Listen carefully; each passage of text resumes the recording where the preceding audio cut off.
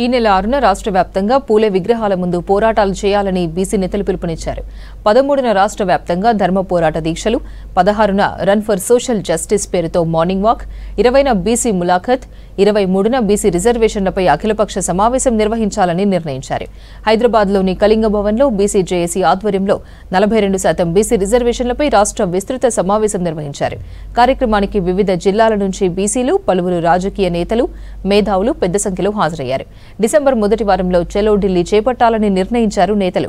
3వ వారంలో బీసీల బస్సు యాత్ర, 4వ వారంలో 5 లక్షల మందితో బహిరంగ సభ నిర్వహించాలని నాయకులు నిర్ణయించారు.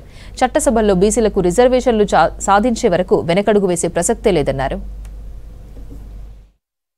ఇక్కడ బీసీలకు మనం పోరాటం విజయవంతం కావాలంటే, మనం అనుకున్న లక్ష్యాన్ని గమ్యాన్ని ముద్దాడాలంటే బీసీలకు ఓపిక అవసరం, సహనం అవసరం, క్రమశిక్షణ అవసరం, కమిట్మెంట్ అవసరం, సిద్ధాంతం అవసరం.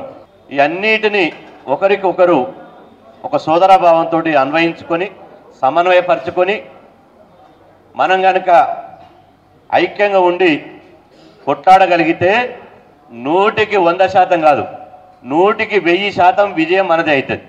నాటి మండల్ కమిషన్ నుంచి మొదలుకుంటే, మురళీధర్రావు కమిషన్ నుంచి మొదలుకుంటే బీసీ రిజర్వేషన్ను అడ్డుకున్నటువంటి రిజర్వేషన్ వ్యతిరేకులు ఎవరో మన కళ్ళ ముందల స్పష్టంగా అర్థమైంది. కాబట్టి అందరం జట్టు కడదాం, ఒక బలంగా తయారైదాం. ఈ ఉద్యమం అనేది చాలా తీవ్ర స్థాయిలోకి పోవాలి.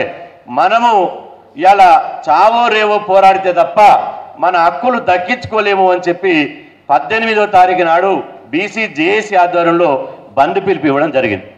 ఆ బంద్ పిలుపుని అందుకొని ఎక్కడికక్కడ అంటే 12వ తారీఖు నాడు జేఏసీ ఏర్పాటు చేస్తే 18వ తారీఖు నాడే ఇవాళ బంద్ పిలుపు ఇవ్వడం జరిగింది. అంటే 6 రోజుల సమయంలోనే ఒక చారిత్రాత్మకంగా బంద్ పిలిపించిన తర్వాత ఇవాళ బంద్ అనేది మనందరూ తెలుసు. మీరందరూ ప్రత్యక్షంగా పాల్గొని అందరిని సమన్వయం చేసుకొని అందరిని పోరాటం కలుపుకొని ఇవాళ బంద్ అనేది కనీవిని రీతిలో ఒక ఆదివాసీ గూడెంలో మొదటిసారి చరిత్రలో బంద్ జరిగింది.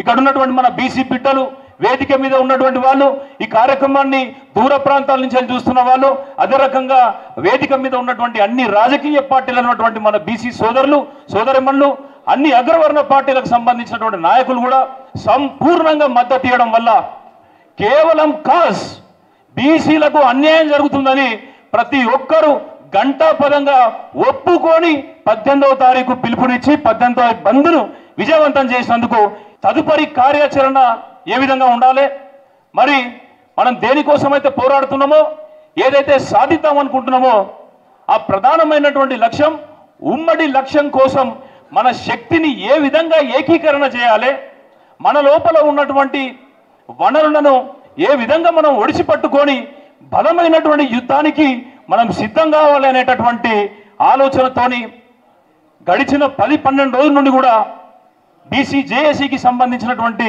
నాయకులందరూ మాతో పాటు గడిచినటువంటి 20-30 సంవత్సరాల నుంచి కూడా పనిచేస్తున్నటువంటి బీసీ యోధులు, బీసీలలో అపూర్వమైనటువంటి అనుభవం ఉన్నటువంటి వ్యక్తులందరూ కూడా కలిసి ఒక కార్యాచరణ కోసం మేము పనిచేస్తూ ఉన్నాం. ఈ కావాల్సినటువంటి లక్ష్యాన్ని చేరడం కానీ పెద్ద కష్టమైనటువంటి పనిని నేను అనుకోవట్లేదు, మనం ఎవరం కూడా అనుకోవట్లేదు.